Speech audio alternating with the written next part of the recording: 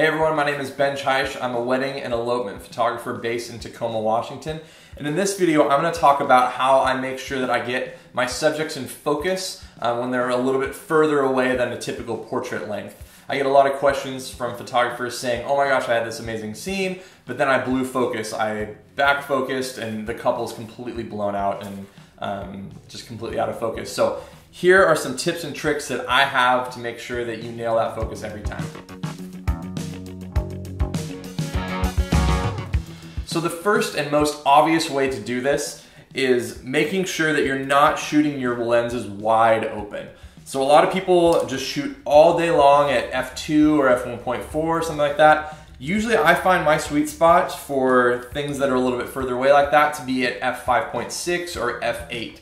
So the first thing to do would be to stop your lens down to f5.6 or f8 if you have the light to do it, which means that more of that depth, more of that stuff will be in focus, so you'll have a greater chance of making sure you nail that.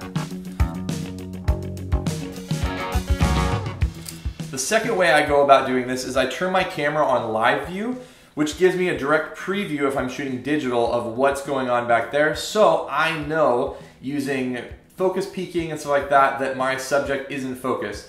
The nice part about this is if your subject is at kind of a mid-range distance where, you know, a shallow depth of field could be possible, you could shoot at 1.4 or f2 or something similar and make sure that you're nailing focus so you can get that little bit of separation, but also make sure that you're not missing focus altogether. All right, and the third way, and this one's a little bit more niche for someone like me, but one of the reasons that I shoot with rangefinder cameras is that it doesn't matter what the distance is, when I bring it up, there is a little patch in the middle here that I use to focus, and if my subjects are really, really far away, doesn't matter if they're close up or far away, I still just have to line the two things up, and if I can line those two things up, I know by the mechanical process of a rangefinder that those two people are gonna be in focus. So typically you're still gonna wanna stop down, you're still gonna wanna do all those things, but one of the reasons that I shoot rangefinders is because of that kind of focus peaking guarantee. They don't have focus peaking, but it's sort of a mechanical way of doing that same thing. So if the two images line up, I know for a fact that they're gonna be in focus. All right, thank you so much for watching this video. Those are my kind of tips and tricks on how I make sure that I nail focus every time. If there's some other better way that you're doing it or a different way, let me know in the comments below.